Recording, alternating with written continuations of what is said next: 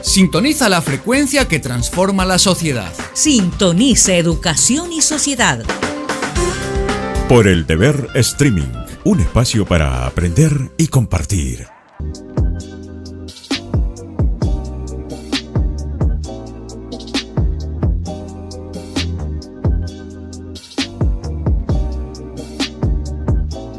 Amigos de Educación y Sociedad del Deber, gracias por estar con nosotros. En este set tenemos de invitado a Francesc Pedró. Él es director del Instituto Internacional de la UNESCO para la Educación Superior en América Latina y el Caribe. Primero, Francesc, gracias por estar con nosotros, por venir a Bolivia y por compartir este debate de la educación. En la exposición, en el foro donde participas, este foro internacional de innovación educativa, dabas un dato que realmente nos preocupa. Yo no sé si esa figura del ejemplo que diste se da a nivel mundial o a nivel regional, que cada vez son menos los que van a la universidad. Sí. Si podrías contextualizar otra vez esos datos y si podríamos encontrar una respuesta del por qué. Muchas gracias. En primer lugar, muchísimas gracias por la invitación. Es un honor y un placer estar aquí con vosotros y estar en Bolivia. Hace 25 años que estuve por vez primera, o sea que realmente veo que... Y estuve además en Santa Cruz, con lo que veo que también el país ha evolucionado muchísimo, ¿no? Muy bien. Hay dos fenómenos distintos, pero que en definitiva obedecen probablemente a causas muy parejas.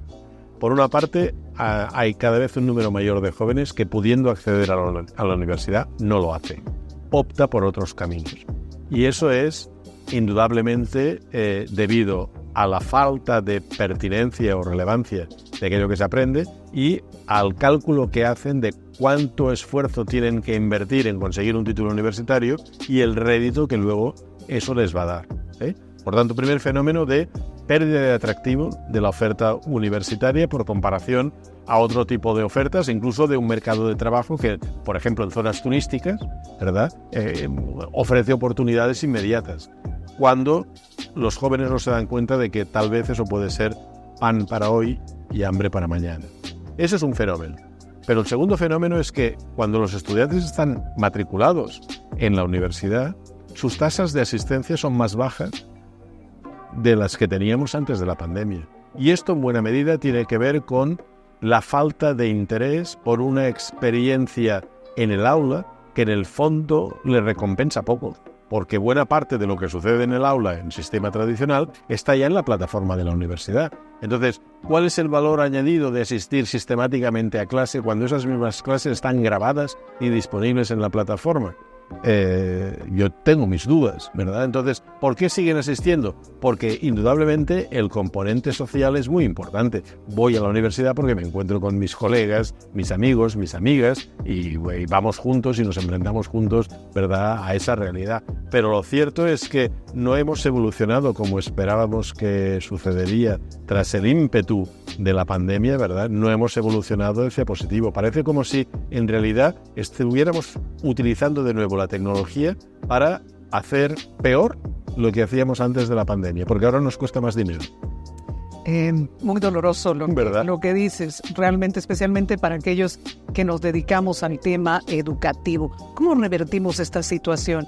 La solución está en entender nuestro proceso de cómo estamos desarrollando antes que imponer lo que nosotros consideramos que es pertinente. Efectivamente, yo creo que de lo que se trata en primer lugar es de pararse un momento a diseccionar qué es lo que está sucediendo, ¿verdad? Y realizar un diálogo en el que participen todos los miembros de la comunidad universitaria. Yo creo que es importante escuchar la voz de los estudiantes, pero también lo es, que con frecuencia no se hace, escuchar la voz de los docentes, ¿verdad? Es decir, cuáles son las limitaciones que ellos tienen, cuáles son las necesidades. Quiero poner un ejemplo del que también se habla poco. Cuando un docente en un contexto tradicional tiene un aula con 50 estudiantes, sabe que más tarde o más temprano tendrá que corregir los exámenes o las pruebas de esos 50 estudiantes, ¿verdad? Y eso, en la estructura tradicional de docencia, llega cuando termina el trimestre, el semestre o el curso, ¿sí? Y pasa una vez, o pasan dos, o pasan tres.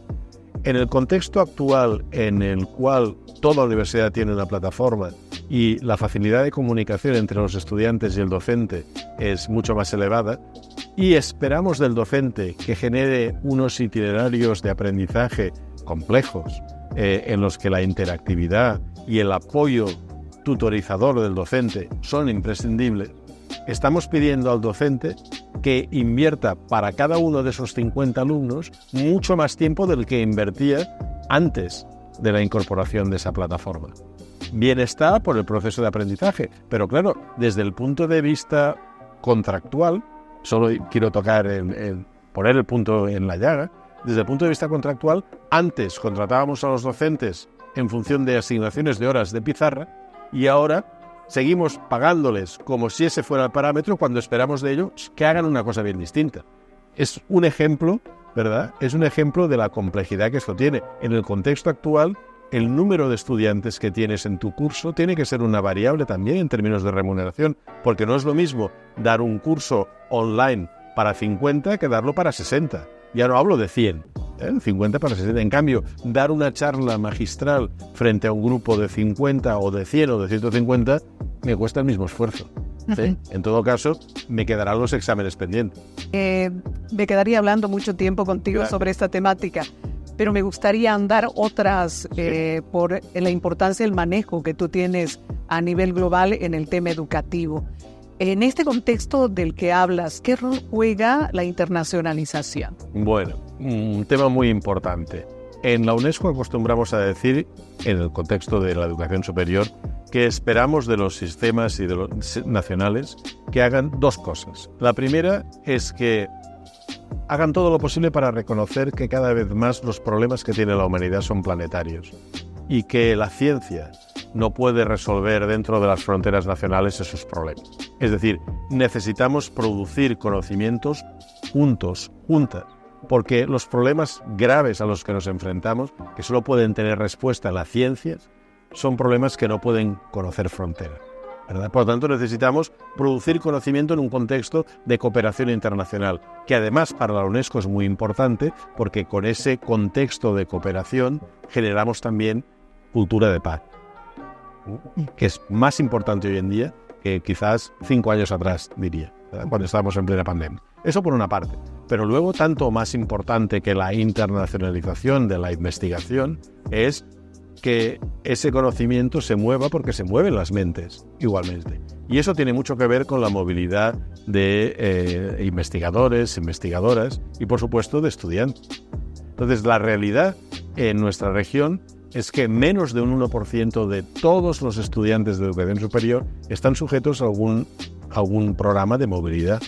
Eso es reconocer que en el fondo la movilidad internacional sigue siendo el privilegio de una élite.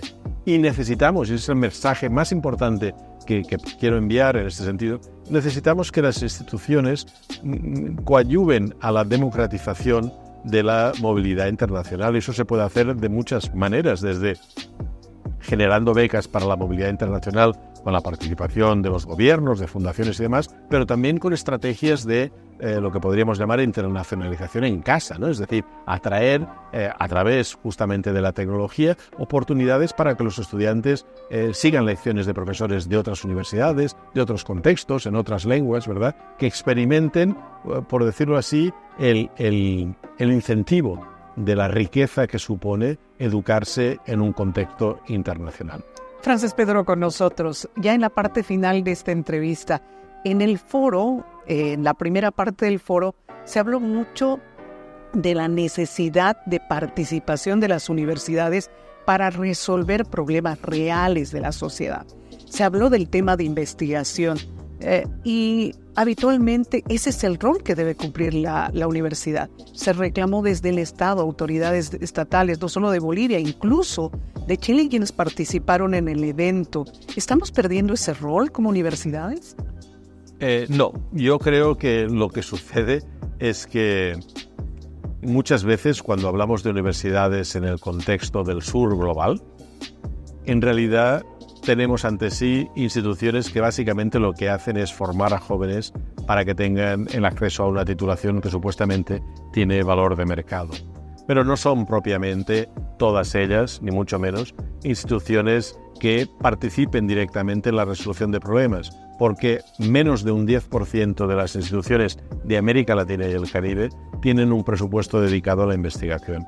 Y eso yo creo, es decir, claro, un sábado por la tarde tú puedes estar en tu casa y dedicarte a escribir porque está lloviendo y pensar que estás investigando, pero no nos referimos a eso. Nos referimos a una estrategia institucional con recursos que alimente la idea de que precisamente lo que hace diferentes a las universidades de otras instituciones de formación es que son instituciones en las que se produce ese conocimiento, se transmite, se critica, se vuelve a producir. Es decir, que existe un círculo vicioso que no encontrarías en ninguna otra institución. Uh-huh.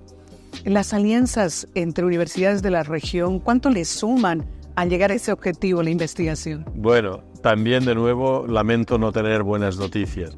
Cuando el instituto ha intentado examinar cuál es el flujo de participación en proyectos de investigación internacional, nos hemos dado cuenta, uno, en primer lugar, obviamente, si las instituciones no tienen programas de investigación, tampoco van a tener oportunidades de cooperación internacional en ese ámbito, ¿no? Lo tienen más en títulos conjuntos o en programas conjuntos, pero no en investigación. Segundo, las pocas que tienen contactos verdaderamente relevantes en materia de investigación no los tienen con universidades de la propia región, sino con universidades del norte global. Y eso es lógico también porque, claro, cuanto más, diría yo, madura es una institución desde ese punto de vista como universidad, o cuanto más maduro es un sistema de educación superior de un país, más quiere estar en el club de los que lideran la producción del conocimiento o donde está la calidad, ¿verdad? Entonces, con frecuencia tenemos que recordarnos que en la región tenemos una asignatura pendiente, que es la construcción de un espacio latinoamericano del conocimiento, y por tanto eso significa que esperamos de los gobiernos que más allá de los discursos ayuden a las instituciones a encontrar incentivos para cooperar dentro de la región, igualmente que deben seguir cooperando con el norte global. Francesc Pedró ha estado con nosotros hablando y dándole respuesta a cada una de las consultas. Francesc, te invito a que mires a la pantalla y le hables a la gente que está viendo este espacio para que puedas despedirte con ese mensaje relacionado a la educación. Te escuchamos. Muy bien. En particular con respecto a la educación superior, yo quisiera recordar que en la UNESCO defendemos el derecho universal de todas las personas a la educación superior. Y eso me parece que es un leitmotiv, un lema que debería inspirar las actuaciones de nuestros gobiernos, de nuestras universidades y también de nuestras familias y de nuestras comunidades. Pero también reconocemos desde la UNESCO que nunca conseguiremos llevar a la práctica ese derecho para todas las personas si no transformamos radicalmente nuestras formas de hacer universidad. Muchas gracias. Francesc Pedró estuvo con nosotros. El Deber retorna próxima. Mira.